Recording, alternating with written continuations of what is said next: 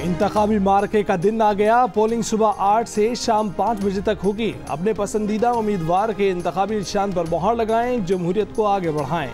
5 साल बाद अवाम का फैसला सुनाने का वक्त आ गया। कौन हुकूमत बनाएगा, कौन अपोजिशन में जाएगा, आज पता चल जाएगा। आम इंतखाबात में वोटिंग के लिए 6 घंटे बाकी। 12 करोड़ 85 लाख से ज्यादा वोटर कौमी और सूबाई असम्बलियों के 855 हलकों में उम्मीदवारों को चुनेंगे। 25 साल तक उम्र के 2 करोड़ 35 लाख 18,371 नए वोटर्स के लिए भी हक राय दही का मौका। PTA के आज इंटरनेट बंद न होने की यकीन दहानी। वोट सिर्फ असल कौमी शनाख्ती कार्ड पर ही डाला जा सकेगा। ज़ायदुल मियाद शनाख्ती कार्ड भी काम आएगा।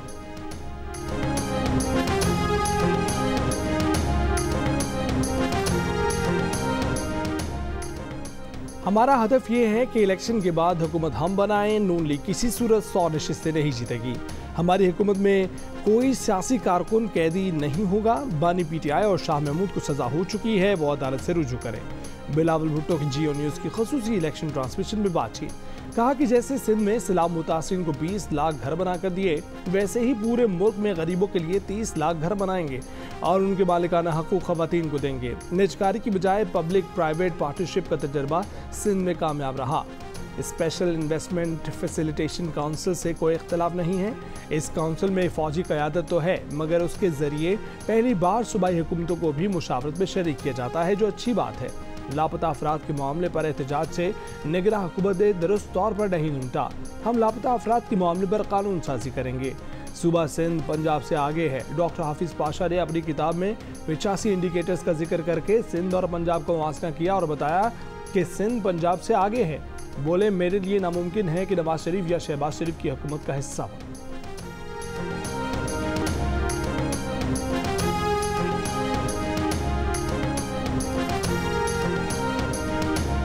तज्जिया ये किया जा रहा है कि अगर मेजॉरिटी होती है, सिंपल मेजॉरिटी, तो फिर नवाज शरीफ साहब वजीर आजम होंगे, और अगर कोई स्प्लिट मैंडेट आता है तो फिर शहबाज शरीफ यानी कि आप वजीर आजम होंगे। इंशाअल्लाह अगर सिंपल मेजॉरिटी होती है और अल्लाह ताला हमें ये मौका देता है तो हमारे कैंडिडेट जो हैं वो मियां मोहम्मद नवाज शरीफ हैं। स्प्लिट मैंडेट होता है तो अपना कोलिशन बनती है तो मियां साहब का क्या हाल होगा। तो इंशाअल्लाह इसके ऊपर हम मुशावरत करेंगे और बिल्कुल लतीफ अंदाज में आपके जवाब देना चाहता हूँ। धान पीन भाग भरी तो तौन बड़ा में जुम्मा। सादा अक्सरियत मिली तो नवाज शरीफ, वरना आप वजीर आजम होंगे। शहबाज शरीफ से सवाल। शहबाज शरीफ ने जवाब दिया कि अगर सादा अक्सरियत मिलती है तो हमारे वजीर आजम नवाज शरीफ होंगे। अगर सादा अक्सरियत ना मिली और इत्तेहादी हुकूमत बनी तो फैसला मुशावरत से होगा। जियो न्यूज़ की खसूसी इलेक्शन ट्रांसमिशन में शहबाज शरीफ ने कहा कि इलेक्शन जीत कर फौरी तौर पर IMF के प्रोग्राम में जाएंगे। खसारे में जाने वाले यूनिटों की निजकारी करें।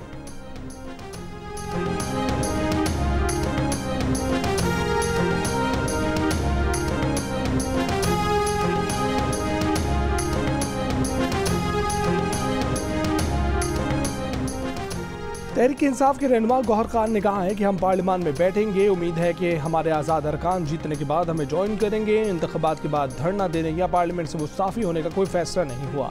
जियो न्यूज़ से गुफ्तगू करते हुए कहा कि ये लोग PTI हुकूमत से NRO मांग रहे थे। इन लोगों ने जैसे ही हुकूमत संभाली अपने मुकदमात बंद करवा दिए।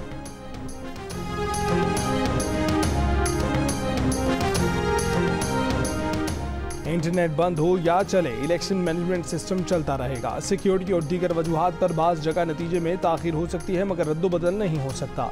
इलेक्शन कमीशन हुक्काम की ब्रीफिंग। कहा कि मुल्क भर से RO की लाइव लोकेशन की मॉनिटरिंग जारी है। प्रिजाइडिंग ऑफिसर मोबाइल फ़ोन पर EMS इस्तेमाल करेंगे। फॉर्म 45 बनने के बाद पोलिंग स्टेशन के बाहर लगाकर तस्वीर खींचकर ROs को भेजेंगे। तस्वीर मोबाइल के अंदर लॉक होगी जिस पर टाइम और लोकेशन होगी। इंटरनेट ना हो तो प्रिजाइडिंग अफसरान फॉर्म 45 ज़ाती हैसियत में RO ऑफिस जमा कराएंगे।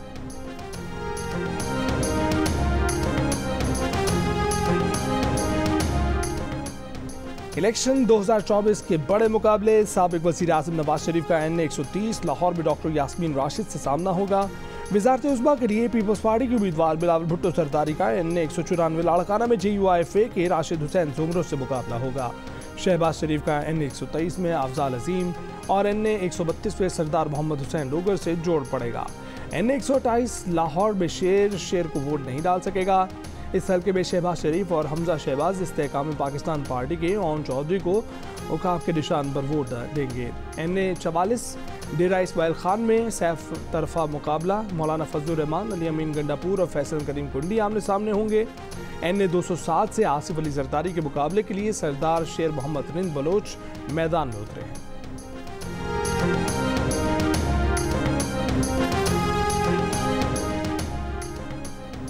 NA 119 लाहौर में मरीम नवाज के मुकाबले पर आज़ाद उम्मीदवार शहजाद फारूक हैं। NA 71 सियालकोट में ख्वाजा आसिफ का रेहाना इम्तियाज डार से टाकरा होगा। NA 56 रावलपिंडी में शेख रशीद और हनीफ अब्बासी आमने सामने आएंगे।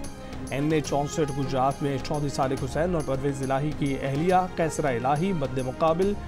NA 149 में जहांगीर तरीन का मुकाबला मलिका मिडोगर से। NA 261 में अख्तर मेंगल और अब्दुल गफूर हैदरी आमने सामने। जमात इस्लामी कराची के अमीर हाफिज नेमुल रहमान और MKM पाकिस्तान के सैयद अमीनुल हक में मुकाबला होगा। खालिद मकबूल सिद्दीकी का जमात इस्लामी के मोहम्मद बाबर खान से मुकाबला। जमात इस्लामी के अमीर सिराजुल हक आज़ाद उम्मीदवार मोहम्मद बशीर खान का मुकाबला करेंगे।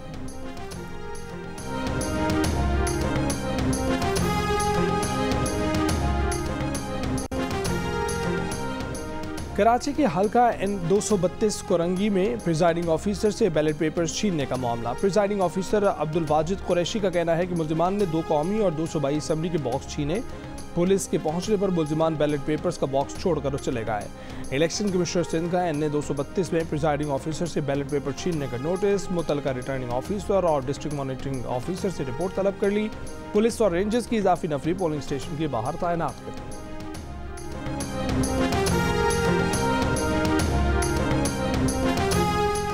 पीपल्स पार्टी ने हमारे 6 साथियों को मारा है। Senior deputy convener MK Mustafa कमाल का इल्ज़ाम, दावा किया कि NA 235 में RO से बैलेट पेपर छीने गए।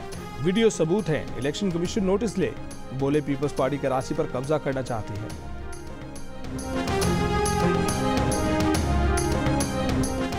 हैदराबाद में पोलिंग का सामान ताहाल तकसीम ना हो सका। NA 220 के पोलिंग स्टाफ को अब तक इंतखाबी सामान ना दिया गया। DRO तारिक कुरैशी का कहना है कि NA 220 के रिटर्निंग ऑफिसर जहांगीर आमिर बेहोश हो गए थे। RO को NICVD मुंतकिल किया गया था। अब तबीयत बेहतर है। RO के पास सिस्टम के पासवर्ड और ID होती है। RO के लॉगिन करने के बाद सामान की तरसील शुरू कर दी जाएगी।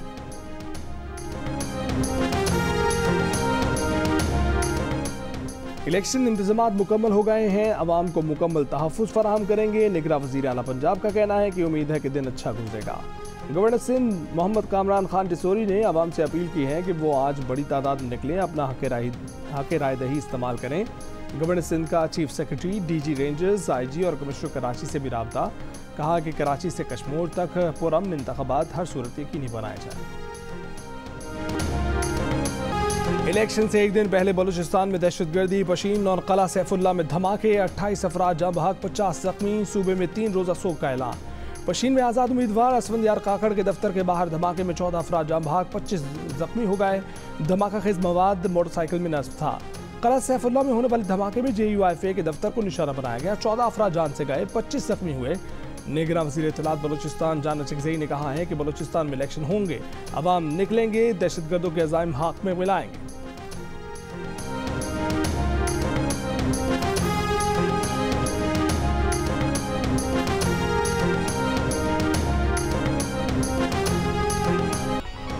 दो 2024 के इंतख़ाबात की सबसे बड़ी ख़ुसूसी नशरियात जियो न्यूज़ पर जारी। इलेक्शन से जुड़ी अहम खबरें, तज्ज़िये, तबसरे और हक़ाइक़ जियो न्यूज़ पेश कर रहा है। ख़ुसूसी नशरियात में सीनियर एंकर्स, सहाफ़ी, तज्ज़ियेकारों और रिपोर्टर्स की सबसे बड़ी गैर जानिबदार और मोतबर टीम दे रही है आपको मुकम्मल और दुरुस्त मालूमात। इलेक्शन से आगाज़ से अगली हुकूमत बनने तक जियो न्यूज़ रहेगा आपके साथ।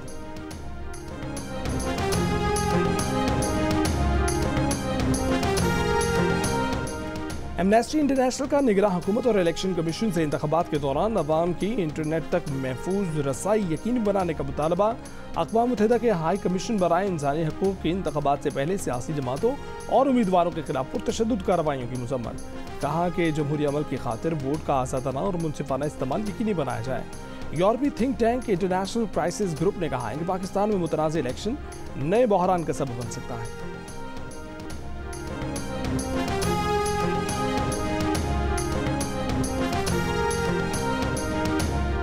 पाकिस्तान जामे जमहूरी अमल को फ़रोग़ देने, कानून की हुक्मरानी, इंसानी हकूक़ और बुनियादी आज़ादियों के तहफ़्फ़ुज़ के लिए पूरी तरह पुरअज़्म है। दफ्तर ख़ारजा का अक़वाम मुत्तहिदा हाई कमिश्नर बराए इंसानी हकूक़ के बयान पर रद्द-ए-अमल। तर्जुमान दफ्तर ख़ारजा ने कहा कि इंतख़ाबी अमल में किसी भी शिकायत की सूरत में दाखिली कानूनी हल मौजूद है।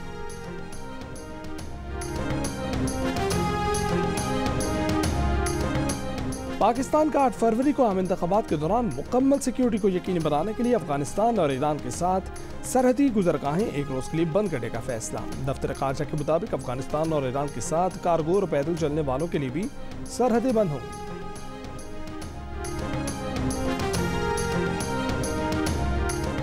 कराची के इलाके गुलशन इकबाल लिमुगोट में बम धमाका, 3 अफराद जान भाग। वीडियो में एक शख्स गली से पैदल गुजरते हुए नजर आ रहा है। वीडियो में नजर आने वाले शख्स ने फोन पर बात की, उसके बाद धमाका हो गया। पुलिस का कहना है कि दस्ती बम मुलजिम की जेब में मौजूद था। धमाके में हलाक एक शख्स की शनाख्त फारूक के नाम से हुई है। हलाक फारूक रहमान मुअत्तल पुलिस एहलकार का बेटा है।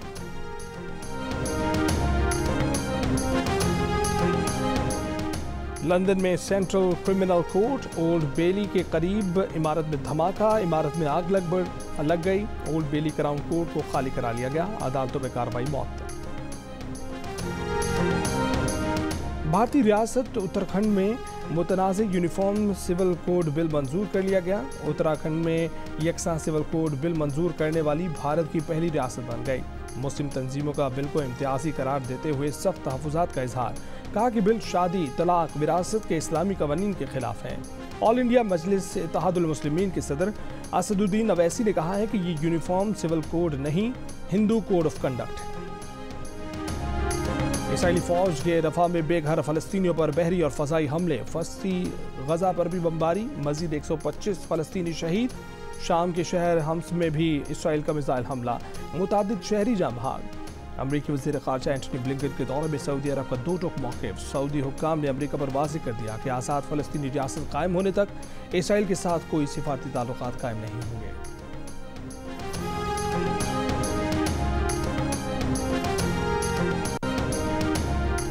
पाकिस्तान क्रिकेट बोर्ड का चेयरमैन मुंतखब होने के दूसरे रोज़ मोहसिन नकवी ने क़ज़ाफ़ी स्टेडियम और नेशनल क्रिकेट अकेडमी का तफसीली दौरा किया। स्टेडियम और अकेडमी में सहूलतों का जायज़ा लिया। मोहसिन नकवी की इस हफ्ते के आखिर तक नेशनल क्रिकेट अकेडमी और क़ज़ाफ़ी स्टेडियम की जारी तामीराती काम का असर रोड मैप पेश करने की हिदायत। वज़ीर आला पंजाब मोहसिन नकवी ने दाता दरबार कॉम्प्लेक्स की तोसी के मेगा प्रोजेक्ट का संग बुनियाद भी रख दिया।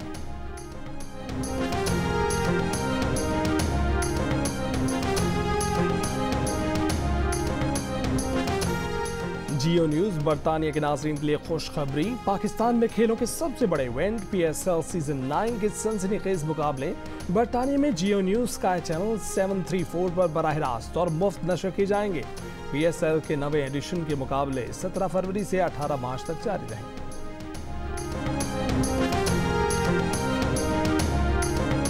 वोट डालना बहुत इंपॉर्टेंट चीज़ है। हमारे मुल्क में कम मौका मिलता है वोट डालने का, और माशाल्लाह कुछ अरसे से तो कंसिस्टेंट हैं कि इलेक्शंस हो रहे हैं और वोट डाले जा रहे हैं। एक आम आदमी के लिए अपनी चीज़, अपनी बात, अपने शहर के मसले को ठीक करने के लिए अगर एक अपॉर्चुनिटी मिलती है तो वो वोट होता है। इलेक्शंस में और अपनी चॉइस और लोगों का आना और एक प्रॉपर किसी को बैठना बहुत ज़रूरी है। और अदाकारों की कौम से इंतखाबात में भरपूर तौर पर हिस्सा लेने की अपील। कौमी क्रिकेटर्स भी आम इंतखाबात के लिए पुरजोश। T20 टीम के कप्तान शाहीन आफरीदी और फास्ट बॉलर मोहम्मद आमिर का शहरियों को वोट डालने का पैगाम। कहा कि वोट का हक ज़रूर इस्तेमाल करें, ये आपकी ताकत है।